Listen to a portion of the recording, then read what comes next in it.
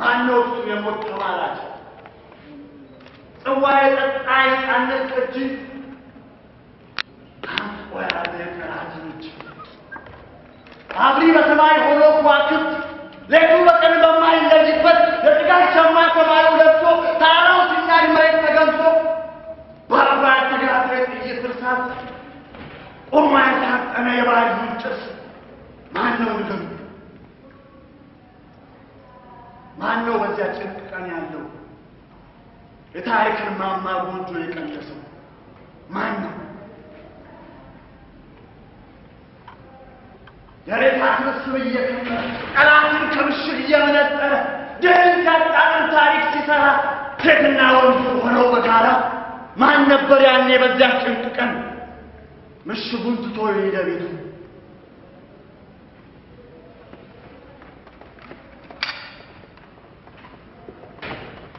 እይት በሰማይ ነጉድጓድ ሆኖ መሬት ስትበራ ንጉዱን አዝሎ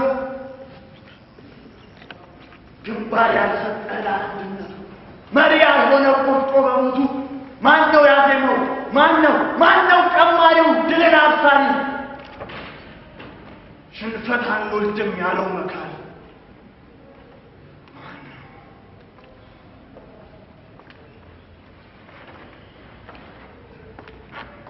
ህብረት አንድነትን ከንብ የተማረች መደፈር በታሪክ ከአባቷ ያላየች ማነች እሷ በጾታ የፈራች ጥቃትን ሰምታ ምሽግ የቀረች ማነች እሷ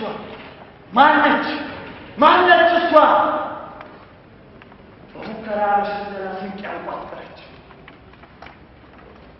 ጦርነትን ሰብቆ በሰይፍ መቅላት ግብሩ አይደለም እርድ ሰርቶ መሞት ዝናር ነው በቀነቷ ይመሰክራል ቆሞ ሐውልቷ ቆሞ ያልወጋል እናት ሀገሩ ታሪክን ጽፎ ያልታየ ክብሩ ማነው እሱ ከየት የመጣ እንዳንበሳ ቆሞ ነፍሱ የተቆጣ ሀገሬ ብሎ ሙዜሩን ይዞ ድልን ያመጣ ጠላትን ገድሎ ማነው እሱ የታሪክ አባት ኢትዮጵያን እዚህ ያደረሳት ገድልን የጻፈ የታሪክ አባት አርበኛ ነው ባለውለቷ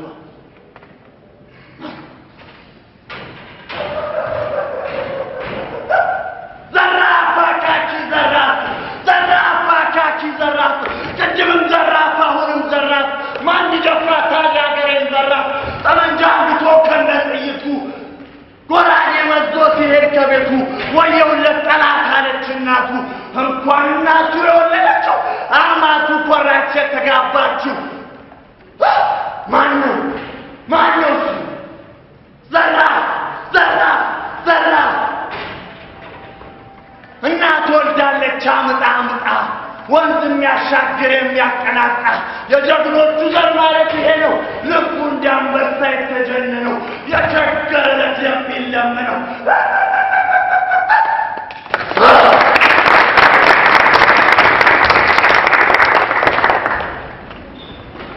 የፎከራችሁ እየሸለላችሁ ነበር የጠበቁትና በጣም ደስ ይላል። በጣም እናመሰግናለን። እንቀጥላለን። እንግዲህ የአርበኞች ልጆች ነንና የጥንታዊት ኢትዮጵያ አርበኞች ተወካዮችን በመካከላችን አሉ። ፉከራ ሸለልቶ ቀረርቶ ሊኖር ይችላልና ኢትዮጵያ ሀገሬ ይላለው አርበኛው።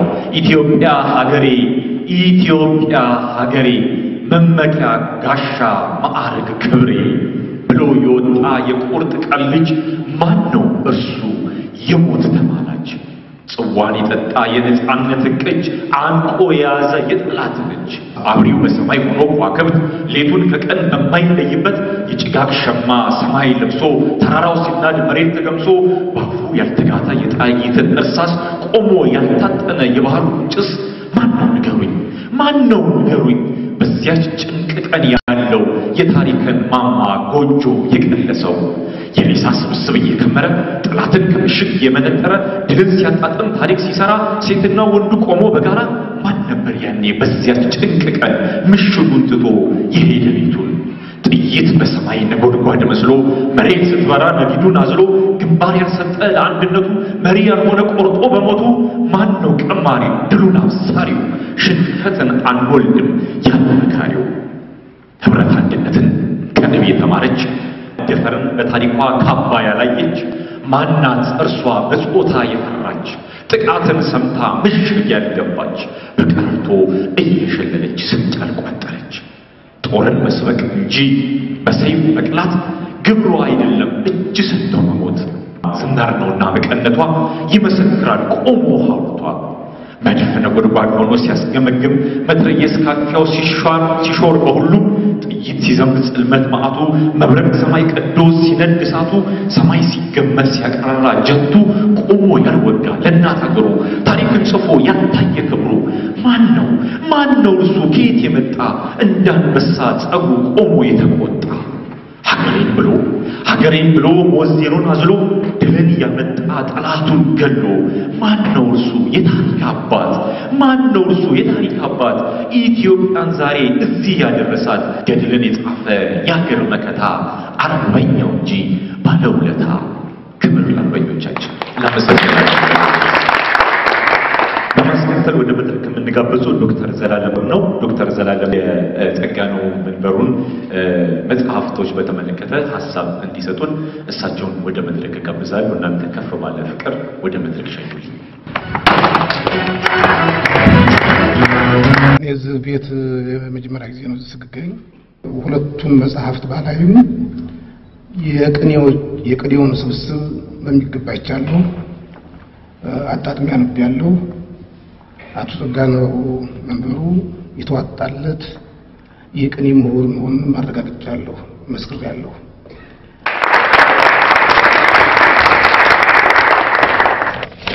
ቅኔ እንግዲህ ያው ያስፈራል። አንድ ትዝታ አለኝ። ወደ 40 ሰዎች ሆነን መሐሌት አድረን የዛሬ 15 ዓመት አካባቢ 18 ዓመት አካባቢ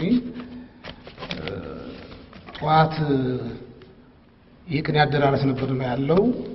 ከ5 ሰዎች በስተቀር ሁሉም እየወጣ ነው ሄደው። እስመ ብዙሃን ጽዋዓን ወዳጣን ህሩያን የተጠሩ ብዙዎች የመጡ የተመረጡ ግን ጥቂቶች ናቸው ስለሚል ለዚህ ቅኔ የመጣችሁ የተመረጣችሁ ናቸው ማለት ነው። ይሄ መታደል ነው። እንግዲህ ይሄን ካልኩ በኋላ ስለ ቅኔ ትንሽ ልበል።